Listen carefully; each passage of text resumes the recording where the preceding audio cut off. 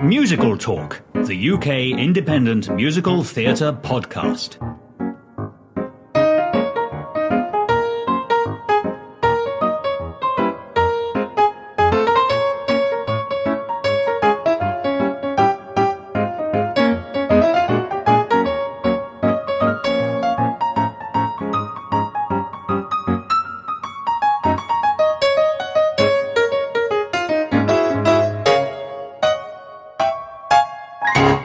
Hello, welcome to this week's episode of Musical Talk. My name is Nick Hudson, not in the studio today. I'm sitting across from Jonathan Cohen. Hello, Jonathan. Hello. How are you? I am extremely well, but very, very, very hot, like everybody else. It's so warm here. But it's quite cool where we are now. Yes, we are in your downstairs area. And last night we very blessed to be able to go and see Hairspray at the London Coliseum.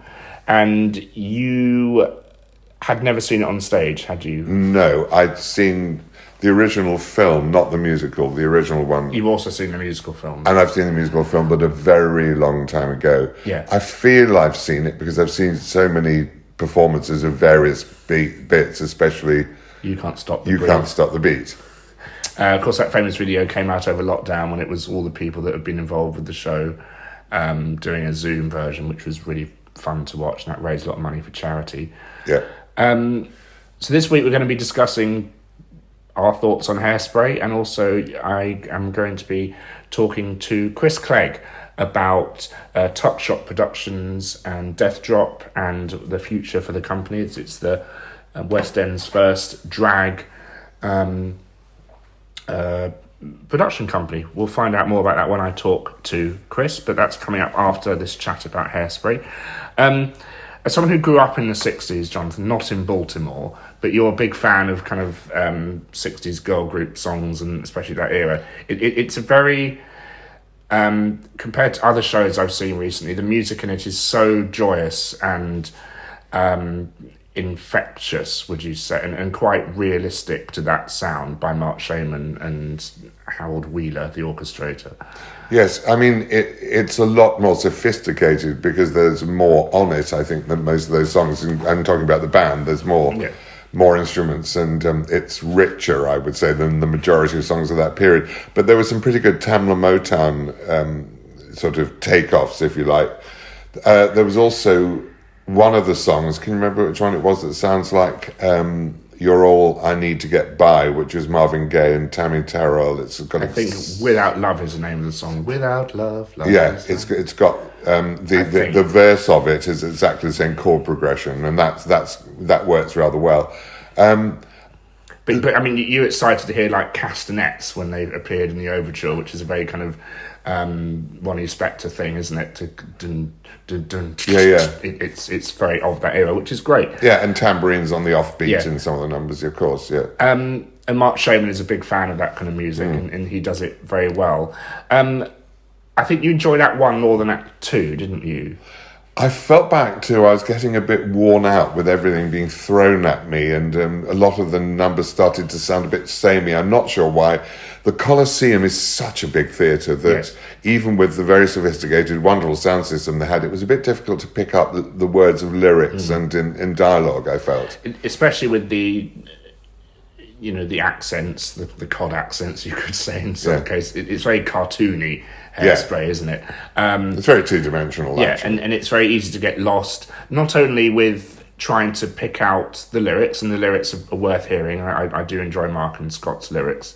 They do a lot of list songs, and I don't mean the composer, I mean they do a lot of things in their songs that will have lots of things repeated, like love is rock and roll without a drama, life is da-da-da. They do a lot of those kind of things, which I do notice. So that they're very, you have to really listen to their stuff, and you don't really listen to lyrics anyway. The problem is, any musicians who listen to this will probably agree with me that we tend to get absolutely fixated on what's happening underneath, and then often lose the lyrics. I mean, I've sometimes had to see or hear things 2 or 3 times before the lyrics have actually impinged on me in any way.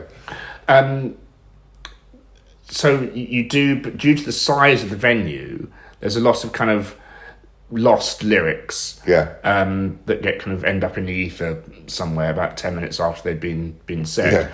But on the plus side, what was amazing last night / worrying, whatever your point of view on the world at the moment is, was to see a full theatre.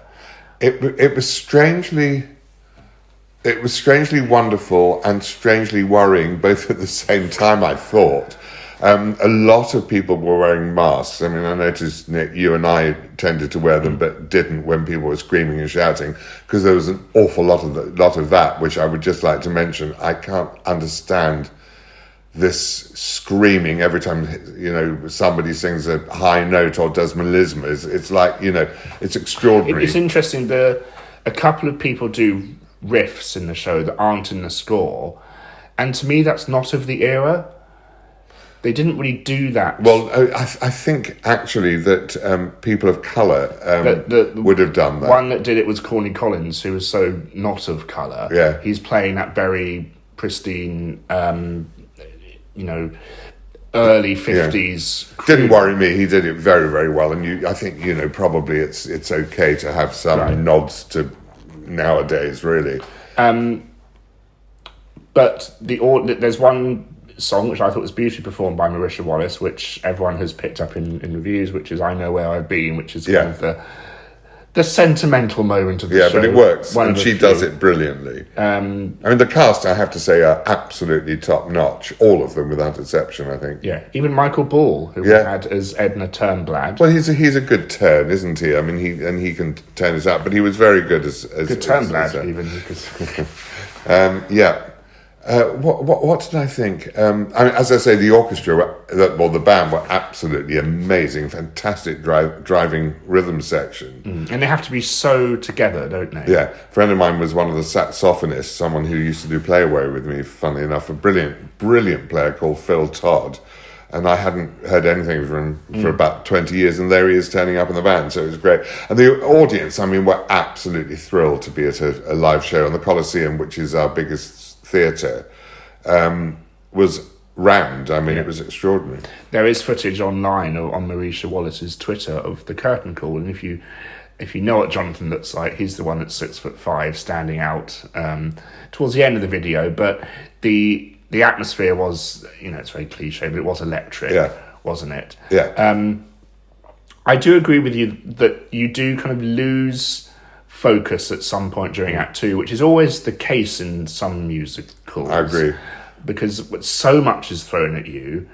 And yes, I think there's another problem, that being in a theatre that size, the sound has to be very, very high in volume. And by the second act, I always find this, when the sound's too loud, you actually get very tired of hearing it being rammed at you all the time. Nothing's drawing you in, it's all being thrown at you. Yeah.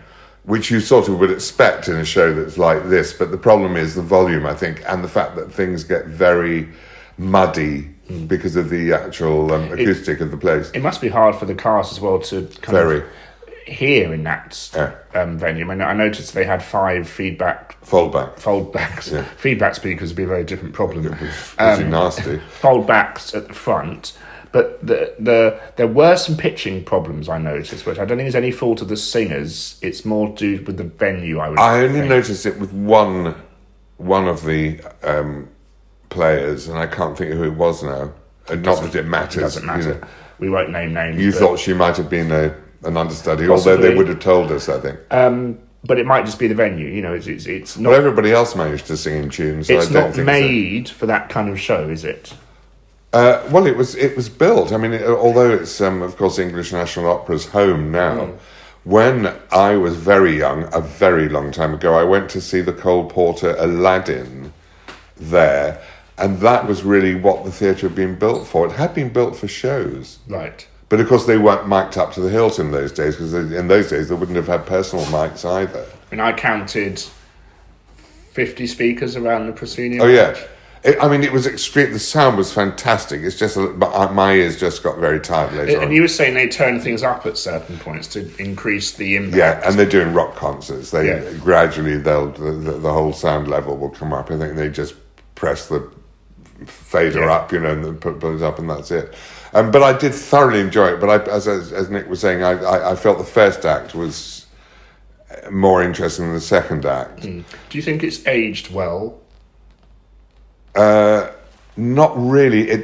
We all know what they're telling us now. It's being rammed down our throats yet again all the time, and I think that gets a tiny bit tiresome. Especially, I mean, it's a very important message, but some people are saying it's a bit kind of insulting now with the whole Black Lives Matter thing. It's not insulting now because you know it's of that era. Right. If you've got any intelligence or any idea of what's going on in the world, you would know that then it was quite a new thing to come up with something like that. The blacks against the white and the blacks not being able to dance with the whites and all that sort of thing. You just think, oh, please get on with it. But then you just have to... It still works, though, doesn't it? And what this show is, it's incredibly uplifting. And I was thinking about the kind of history of the show. It opened after 9/11 in 2002 or 3, around then, when especially Broadway needed a kind of hit thing to cheer everyone up. And you were actually in New York very soon after 9/11. I think it was a few days afterwards, yeah. Was that weird? Very. How many of us were there? 1, 2, 3, 4 of us. We were going to cancel our flights, but in the end we thought, no, we would go. And it was extraordinary in New York. I mean, everybody seemed really pleased to see us, that the Brits had actually, some of us had actually bothered to go over there because people were staying away, weren't they? And I don't know if songs like I Know Where I've Been and on the more kind of generic meaning and You Can't Stop the Beat resonated with people last night, because it was a very important... No, I don't. I think they were just thrilled to be going to the theatre, to be amongst loads of people and have a show. But it was a big night for the show, because it opened, then it closed due to someone getting COVID, and then 10 days later it opened, and we're seeing problems with other shows. Yes, Michael Ball did a speech at the end, just saying, how wonderful it was to impact theatre again and all that. I think they were genuinely moved, the cast. Oh yeah. And it was one of the biggest responses I've seen to any show lately, that 3,000 people. Oh, they were up for it right from the beginning. Yeah. I mean, and I suppose the majority of the audience, I would think, would probably know the score. Oh, all the songs, people dancing along in front of us, and I Know Where I've Been got a well-deserved semi-standing ovation, which is nice, but there's no time because, the show carries on, which is good. But I really, really enjoyed it. It's one of my favourite scores. I'm a big fan of Mark Shaiman and Scott Whitman, and it's such an infectious, fun show, and it just delivers. You can't fault any of the talent on the stage or in the pit. Of which there's masses, and it feels as if the orchestra are really playing because they're loving the show, and I'm sure they are. There are so many different genre of pop or rock or whatever and jazz in there. But it's still in the world, isn't it? It's still in the world, yeah. Oh yes, it always feels 60s. And you even get some kind of big band moments, and there's one bit which I don't think works, and I don't know if it was done for the Broadway production or whether it was done when Michael Ball came over here, and we always had a kind of stand-up comedian playing the husband character. In a song a lovely song called Your Timeless to Me, they do a shtick towards the end where they do that thing of fake corpsing. Yeah, it never works. And you said it was cheap, didn't you? Yeah, it is cheap. It's something that all directors will say, do not corpse, or if you corpse, do not keep it in. But actors like to keep the corpses in if it goes well the first time. Never works as well, if they do it again, because it just feels... the thing is, if it's spontaneous and everybody somehow gets it that it's spontaneous, if it's practice spontaneity in quotes, then it just feels indulgent. It also went on too long. Yeah, went on forever. Which is a shame, because it's a lovely moment, and it does kind of stand out because it's the only time the fourth wall gets broken in that show. Some moments of corpsing and plants work quite well. For example, One Man, Two Governors, but that's about it that I can think of. I remember playing for someone who was a comedienne, and she used to keep in her corpses, and I would be sitting at the piano cringing. Not laughing. Not laughing, but having to pretend I was enjoying it. I think it works the first time round if it's done well. Well, if it's done spontaneously. No, if it's part of the story I and it's done that well and it's quick, that you kind of move and carry on. But this just felt like a sort of pantomime routine that went on a bit too long. Yeah. This whole thing about... As I say, it was self-indulgent. I didn't know you were Jewish. That was not funny. And it then became crude, and this show should not be crude by any means. This show is loving and family and absolutely light-hearted. Exactly, and it's 1962, and people wouldn't have gone so risque as that. I wouldn't have thought. But it was still an incredibly enjoyable experience. It was. It's playing at the Coliseum. I hope for a while. Who the heck knows nowadays with how... I'm wondering if it was so full because people would have been put there who had booked for the 10 days when it was off due to COVID. It was also a media night as well, which was very nice of them to ask us to go. We had very good seats.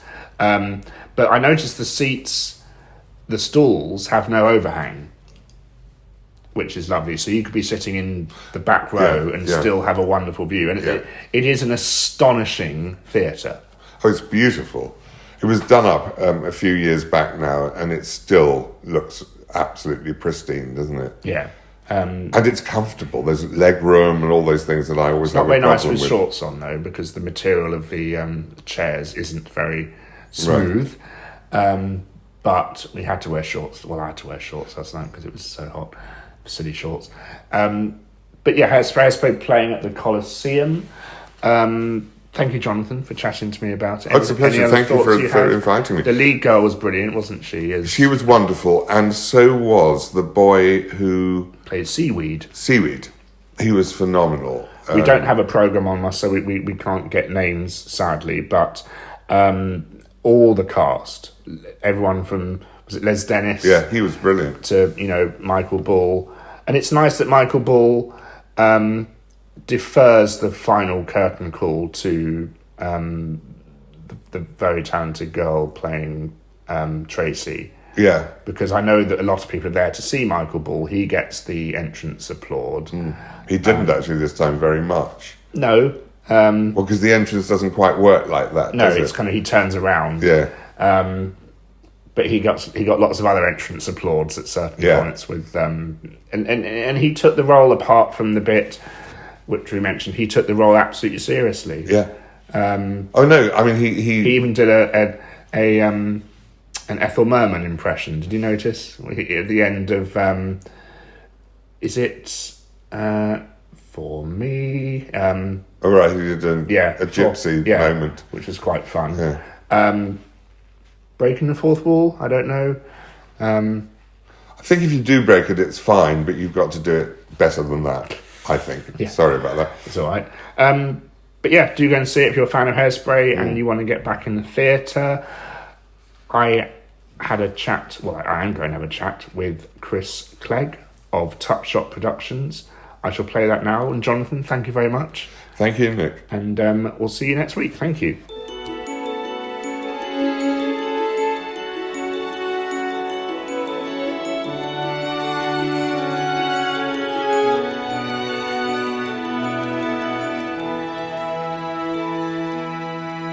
Musical Talk, the UK independent musical theatre podcast.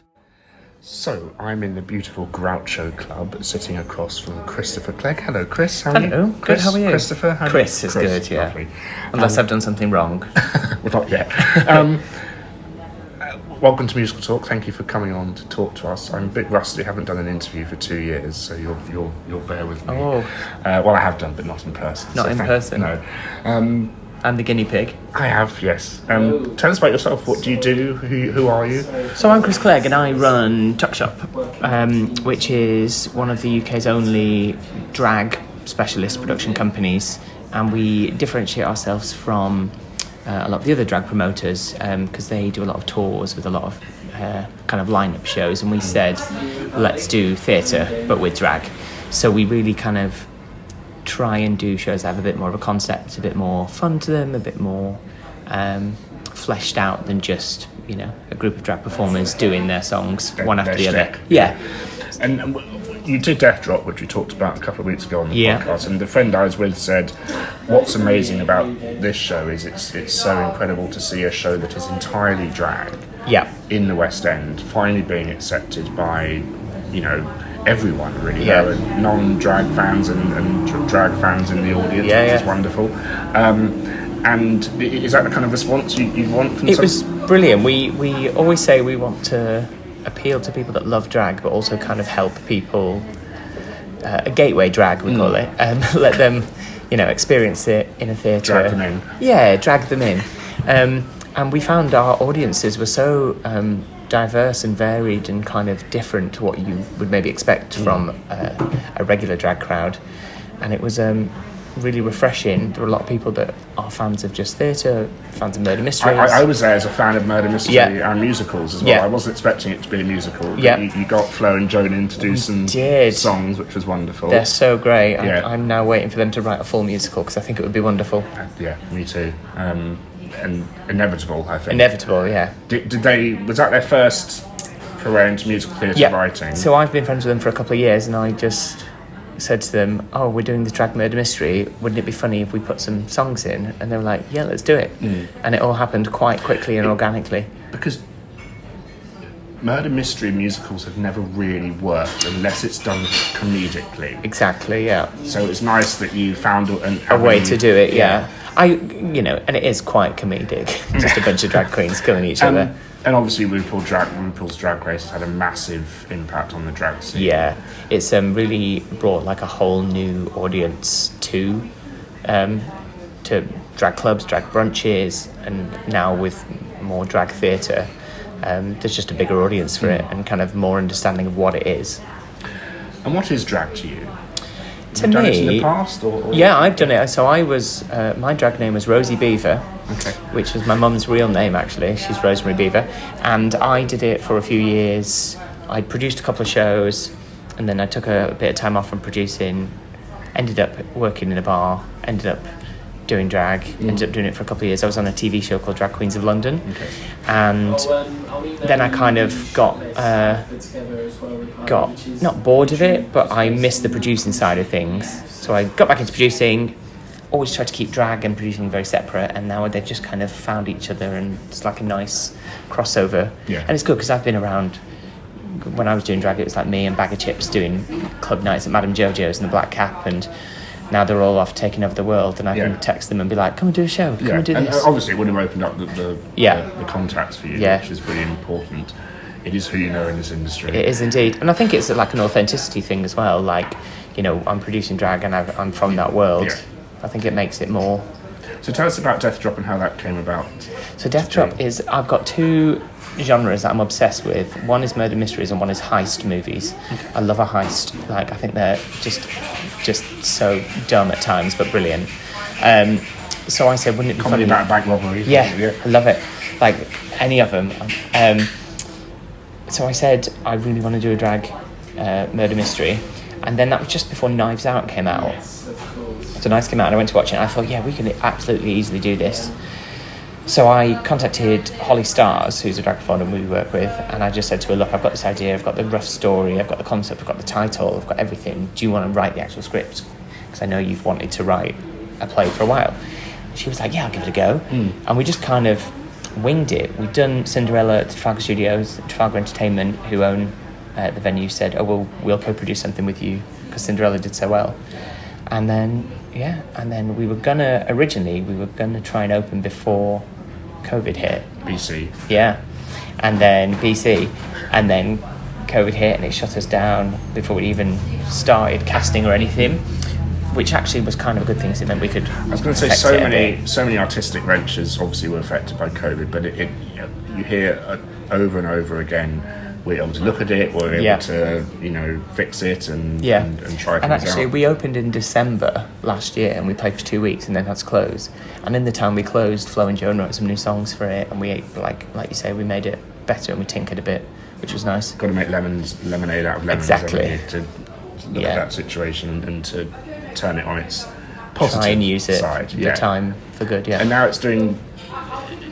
Is it still playing at the? No, it Garrick closed a week ago, 2 weeks ago now, and it was great. Now you're moving on with a bigger project, aren't you? Bigger project, a different project, and we start next week. It's Tuck Shop West End, and it's a 2-week drag season at the Garrick Theatre, and it's every show is a different show every night, which means we shouldn't get closed down if anybody gets pinged, which is nice. Yes. And basically, it's RuPaul's Drag Race stars. It's some of our shows like Gals Aloud. There's nights like the Cocoa Butter Club, which is all black performers, cabaret and burlesque, drag and queer. The Bit and Peach, which is a Pan-Asian drag queer collective. And we just kind of said, let's try and platform some drag that doesn't get shown on Drag Race and people might not expect. And it's but also I think it works so much better in the theatre than television, because it is sometimes is about the audience interaction, isn't it? Yeah, definitely. And it's about giving people the option of a few different things and saying, well, look, you could come to a drag king night. Yeah. And people are like, I mean, I'm not au fait with the drag world. I mean, I enjoy it, but I'd never seen a drag king before. And just to go back to Death Drop, that was such a clever way of, and the two you had were absolutely they're so amazing. Good, yeah.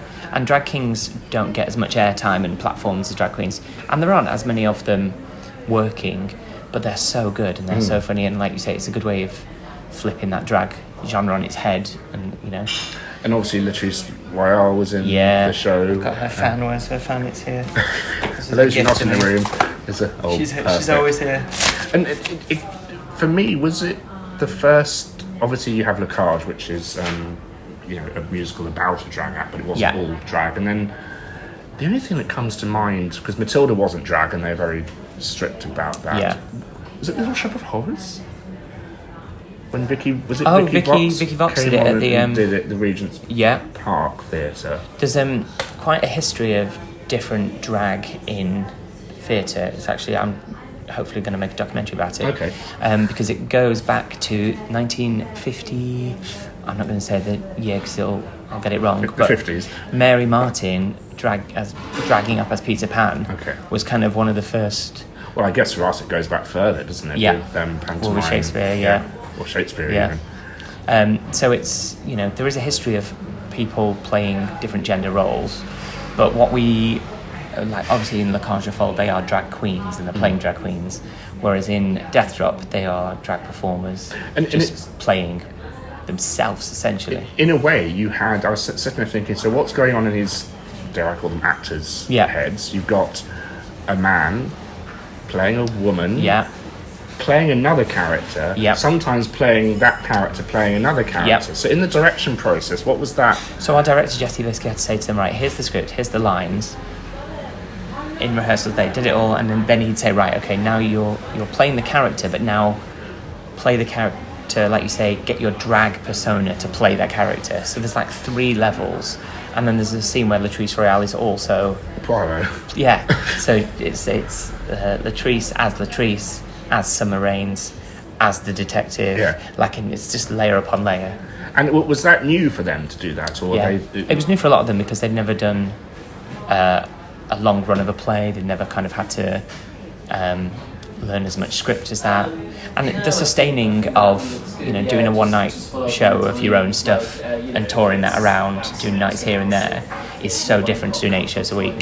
So I think they all learned a lot, and they've all said they want to come back and do it again at some point, and they're all to be honest, I forgot it was a drag show for some points, which is testament to how well the cast were doing.